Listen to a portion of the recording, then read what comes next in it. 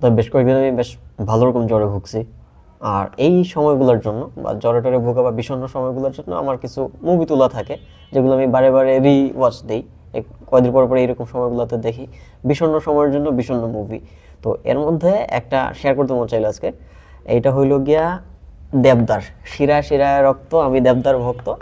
দেবের একটা one of the most underrated মুভির একটা বুনোহাস।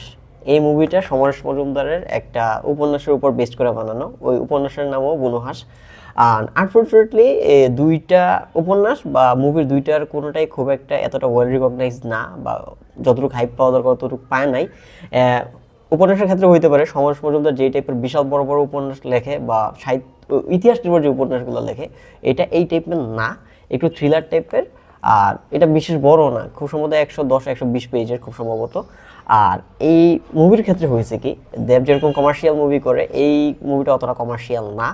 কিন্তু এই মুভিতে দেব যে টাইপের অ্যাক্টিং করছে, ন্যাচারাল ইন্টেন্স, এই টাইপের অ্যাক্টিং দেবরে আমি আর কোনো মুভিতে করতে দেখি নাই, except one or to like দুই পৃথিবী অর আদার্স। বাট এইখানে যে সোলো সে মুভিটার টাইনা নিছে বা যেই টাইপের অ্যাক্টিং করছে as a main character Amal, I think it's too good. আমি যদি মনে করি যে কারো মুভির ক্যারিয়ার বা মুভি করার যে যদি একটা কাজ হিসাবে ধরি, একটা পোর্টফোলিও হিসাবে ধরি, তাহলে আই থিঙ্ক দেবের এই মুভিটারে একদম উপরের দিকে রাখা উচিত, তার অ্যাক্টিং অ্যাবিলিটি কতটুকু ভালো ওইটা দেখানোর জন্য।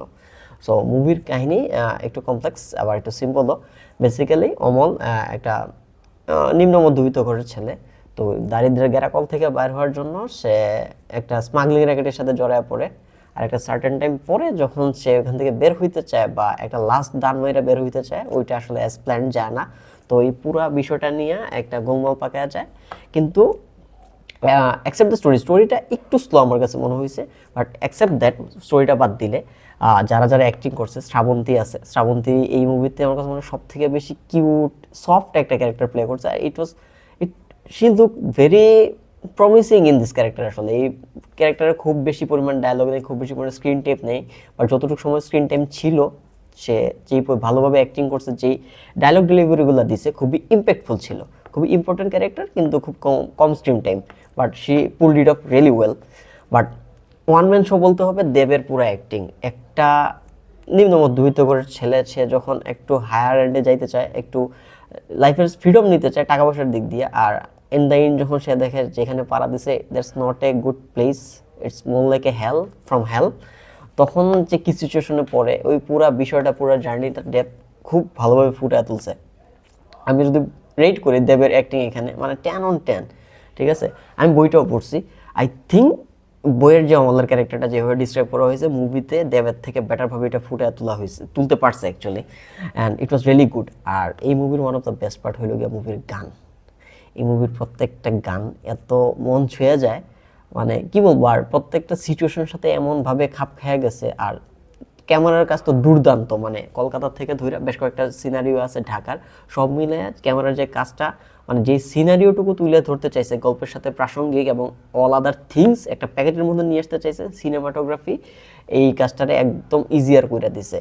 You will feel like you are living that life, বা যেইটুকু আপনি স্ক্রিনে দেখতেছেন ওইটা খুবই রিলেটেবল মনে হবে। বাট সব কিছু বাদ দিলে প্রত্যেকটা গান, প্রত্যেকটা গানের কথা, আর যেই সব সিচুয়েশনের গানগুলো সেট করা হয়েছে, মানে একদম আমার বেশ কয়েকটা গানের একটা আছে জিন্দেগি কাহিবি থামতে নেই, ওই গানটা যেই সিচুয়েশনে প্লে হয়েছে আমার একদম, কিছু আছে না কিছু গান শোনার পর মনে হয় যে ভিতর একটু এমটি এমটি ফিল হয়, একটু বিষণ্ণতা ভর করে, ওই টাইপের একটু ফিল হয়েছে। আর এট দ্য এন্ড এই মুভির ওই এন্ডিংটা একটু ওপেন এন্ডিং, বাট আমার কাছে আলটিমেটলি ভালোই লাগছে, ইট ওয়াজ এ প্রিটি গুড এন্ডিং। আর যদি বলি আপনি দেব আসলে কতটুকু ক্যালিবারের অ্যাক্টিং করতে পারে, আর একটু বিষণ্ণ হওয়ার ইচ্ছা থাকে, মনটা একটু বিষণ্ণ করতে মন চায়, সবসময় তার মন ভালো রাখতে ভালো লাগে না, তাইলে বুনো হাঁস ইজ এ মাস্ট ওয়াচ।